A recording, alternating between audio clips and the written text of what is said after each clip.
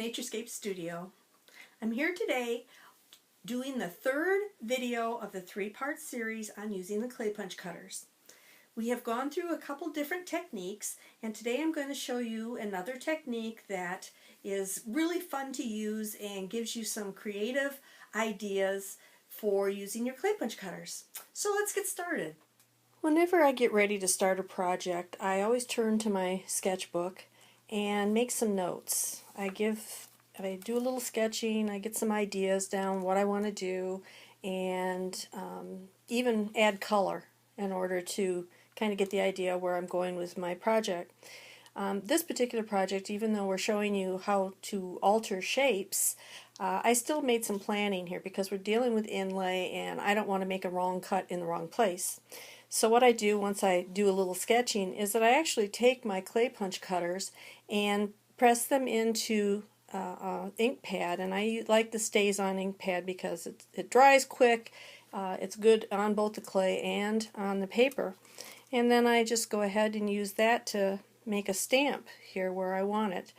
If I want to do a couple more, then I can actually get the exact size of what that cutter is going to do on my layout. So at this point, let's move on to actually doing this.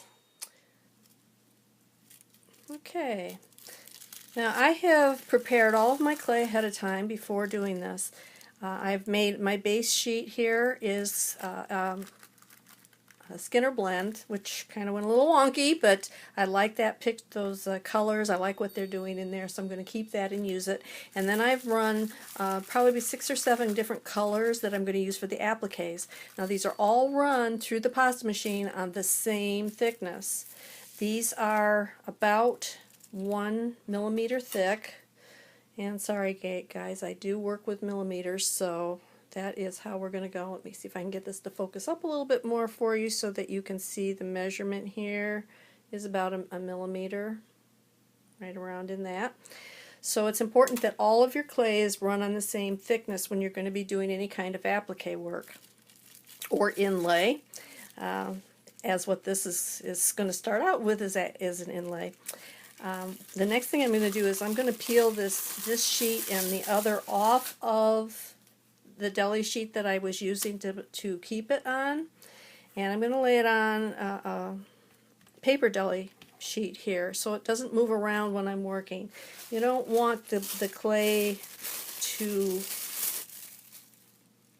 shift while you're working on it, and that way you can keep your patterning pretty consistent and looking good. And okay, so the next thing that I did was I had to create something to make a layout while I'm pressing these in because I want to make flowers.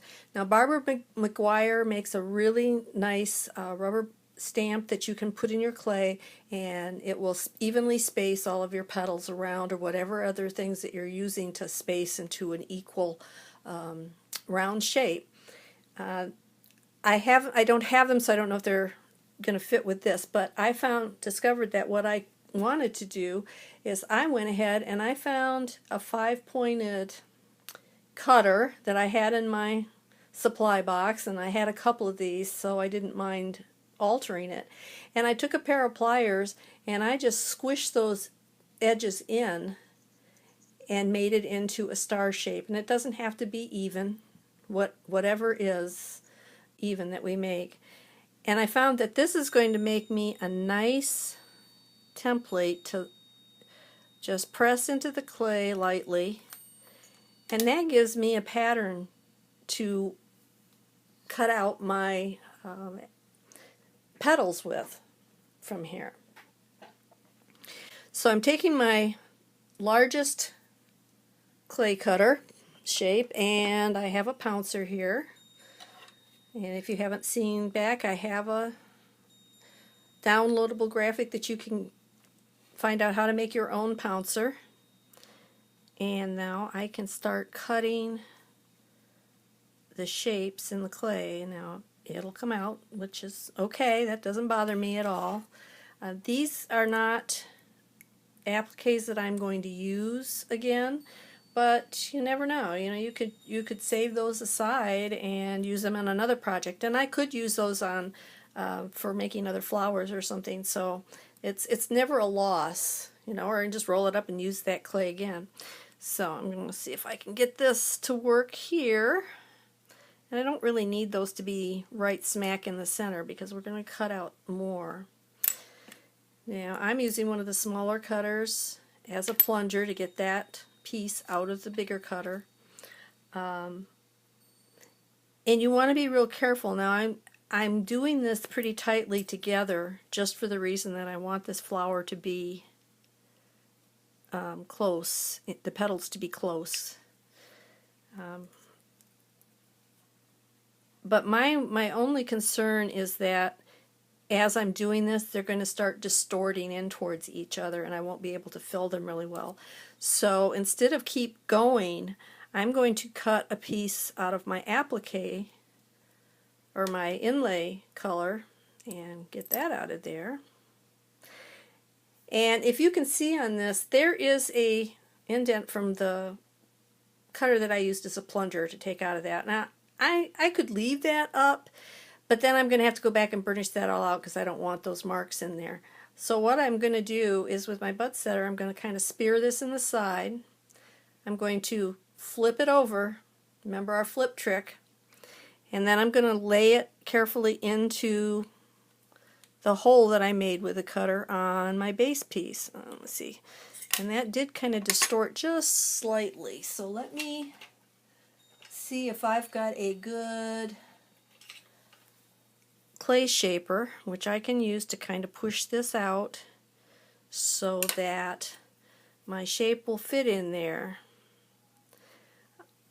And remember, the reason I flip it, besides the fact that it's got a mark on this side, is that this flanges out when you're cutting it, and I want that flanged part surface to be up on here when I lay it in.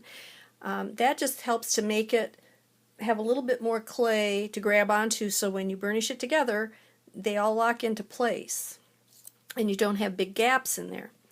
Okay, now the nice thing about this cutter is I don't know what end I used before, but it doesn't matter because both ends are cut and filed. Now here this one did stick in here, so all I have to do is go ahead and spear the outside of it, flip it over, and place it in. Hopefully it'll stick in there. There we go. I don't worry too much about my fingerprints and this kind of thing when I'm doing this, because I'm going to go ahead and burnish this all off later, and it's going to all smooth out and you won't see any of that. So fingerprints are not a big issue when I'm doing this technique. Let me get this so I can spear this in the side. Oh, maybe this piece is big enough I can show you the flange on there.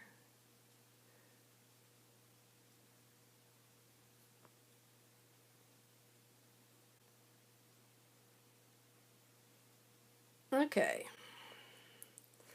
And we can go back and go ahead and make sure we've got this flipped over right. There we go.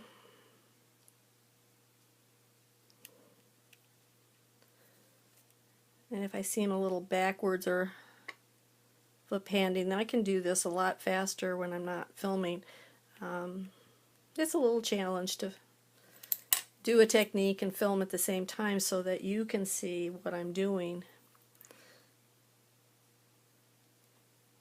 Since you're not here in the studio with me. Okay, let's save that piece over there. And let's go ahead and make our last cut here. Try and line that up. Now I did leave, a very minimal piece of clay in between each of these cuts here. It's always better if there's some clay in between because it does help to keep it in place and keep the holes from distorting too much. But we're going to alter these anyway, so we're not going to be all too excited if they get out of place. Get the hold of that guy.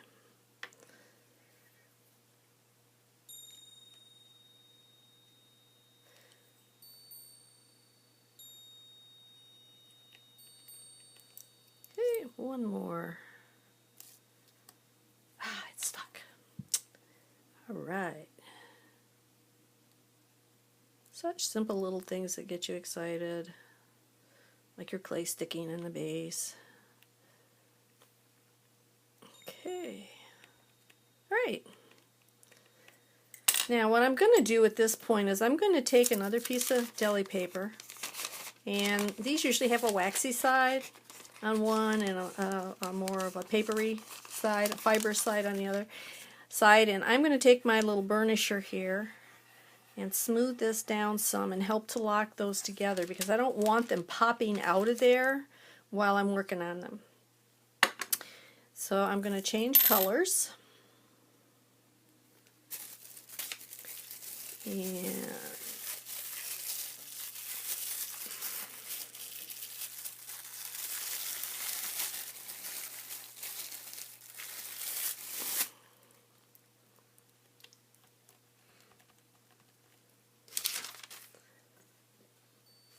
then I'm going to take the smaller cutter, and what I did with this cutter, with the smaller one, is that I kind of squished this in a little bit. Now you can change these cutters somewhat with a pair of pliers, but it's very hard to get them back into the shape that they were. If you change your mind, you don't like it. So this end has been changed some, as has this end. I think this end's closer to what it was originally. Now what I'm going to do on this one is I'm going to go ahead and right in the center of this petal, good, it came out.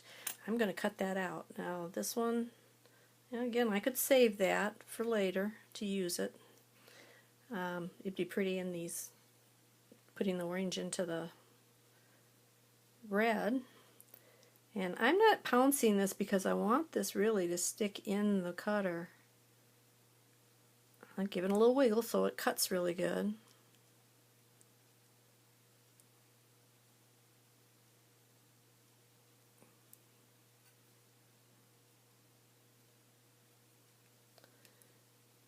And since these are all in here and there's a lot of space in between them, I don't worry so much about only cutting a couple at a time.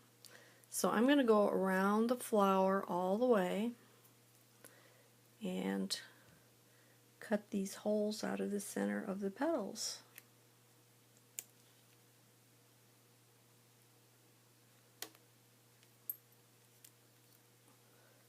And this is just a pretty simple alteration of these shapes.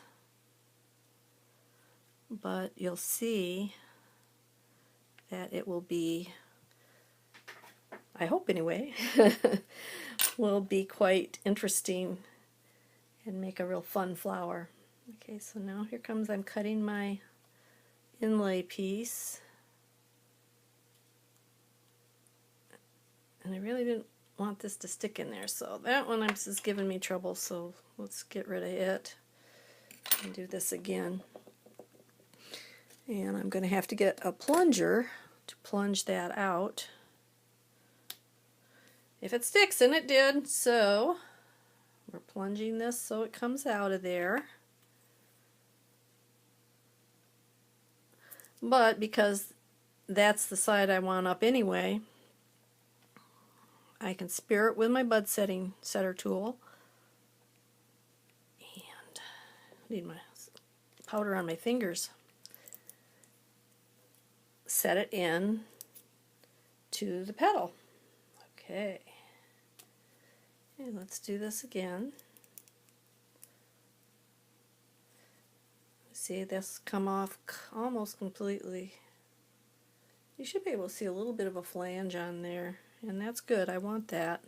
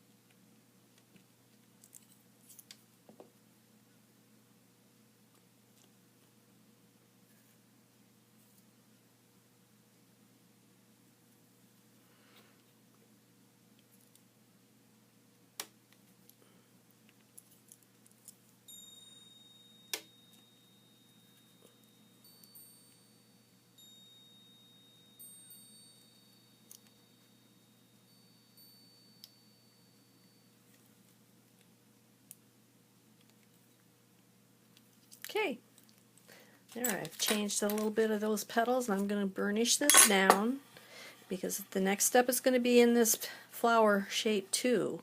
So we want those all to stay in place and not come out. And those are all locked down pretty well. And I'm not pushing really hard with the burnishing tool. I'm just rubbing over it lightly. All right, now the next step I want to do is a different color.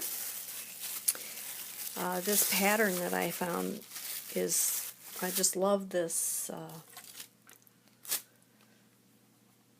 pattern. This flower that I'm redoing here from my sketchbook was from the end of a pen that I got, and I just thought that was just such a cool design that I would recreate it here. Now I'm going to go down to my little round clay punch cutter, and I'm going to need that plunger for this. So what we want to do now is I'm going to cut out the little holes. Oops.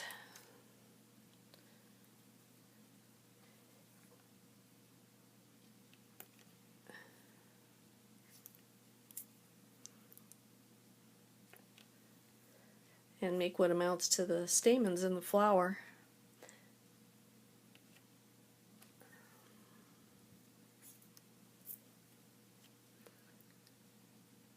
And like I said, these pieces I'm cutting out, they can be saved and used. I keep them all aside here. And if I want to make something with them, I will.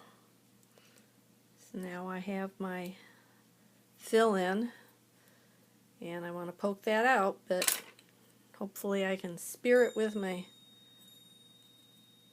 bud setting tool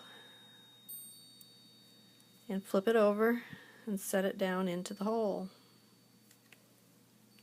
The smaller cutouts that you make, the harder it is to get them placed evenly and into the holes correctly. So you'll have to do a little finesse with those when you get them all seated. And going over and burnishing more than once will make a difference on how well they come out in the finished product. I find that if you and you could set all of these, cut them out, set them all at once, but then you end up with pieces that don't quite meld together nicely, and I'm for making as good a finished product as possible. There, that one came out really nice.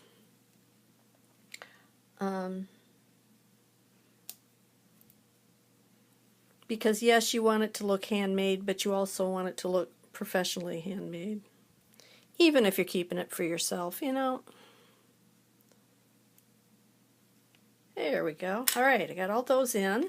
Let's take our paper, do a little bit of light burnishing to it.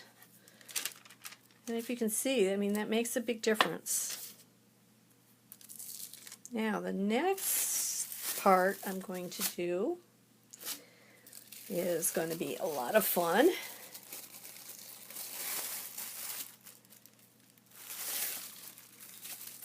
And I'm going to change our design up somewhat. Okay. Now I don't have a clay punch cutter that is quite big enough for this part, and so I'm going to use another cutter.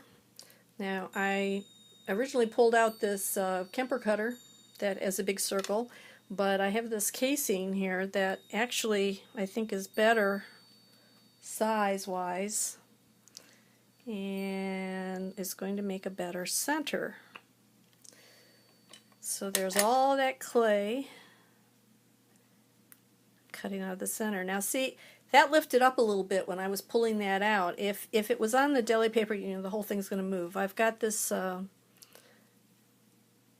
paper here, the paper deli instead of the plastic deli paper, and that makes it stay put on the paper better. Now the only drawback with using this, because there's not a plunger in here, is that I have to kind of poke it out carefully.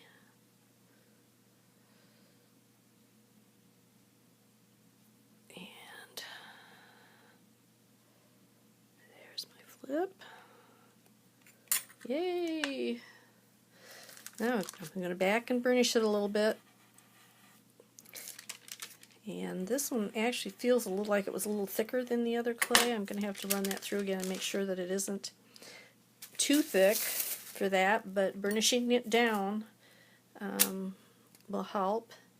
And flip that one around this way. Then I'm going to line up here a little smaller hole. Oh yeah, that one's good. Okay, so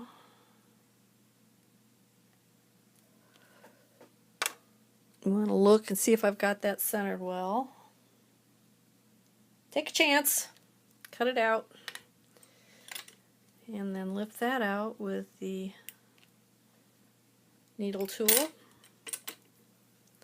and do that again.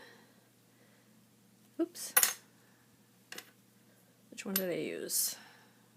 Yeah, that one. Okay. Get my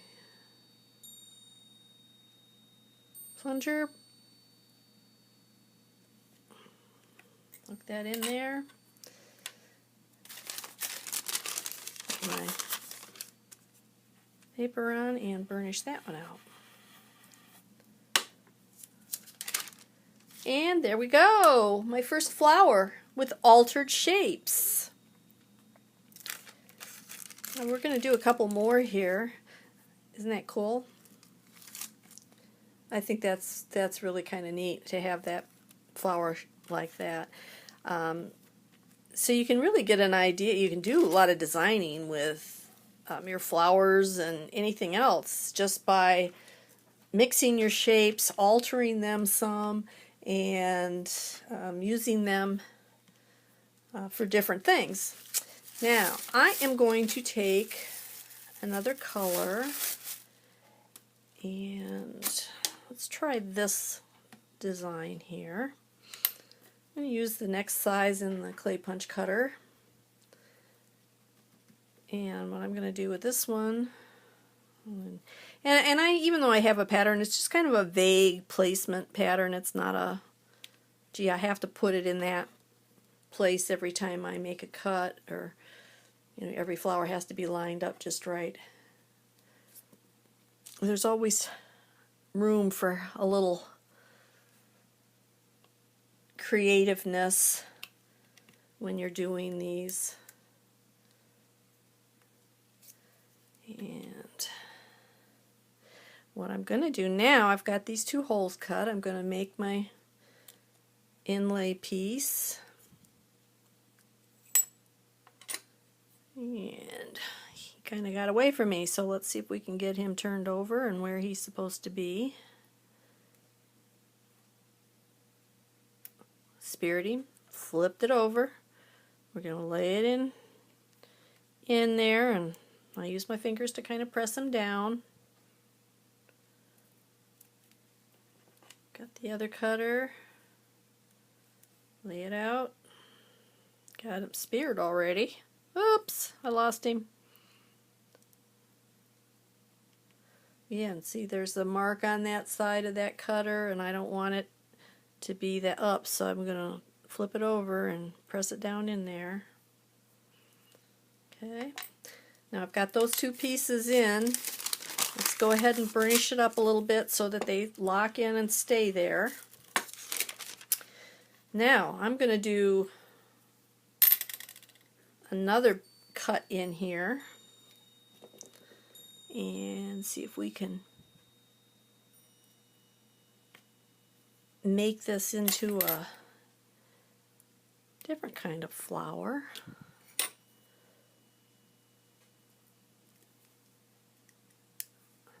Can actually kind of push that down on there onto the paper. A little bit easier to spear it and get it over. Ooh, I kind of like that. That's different. Now I'm going to burnish it a little bit, lock it in. Yeah, what do you think? Maybe. So there you go. The last 3.5 videos that I have been showing you have been on tips and techniques that I have developed or seen other people use with the clay punch cutters. I can't come up with all the ideas, so I'm hoping that this has helped to spark your creativity. You'll find some new and interesting ways to use the tools and share them with us. We would love to see what you do. So until next time.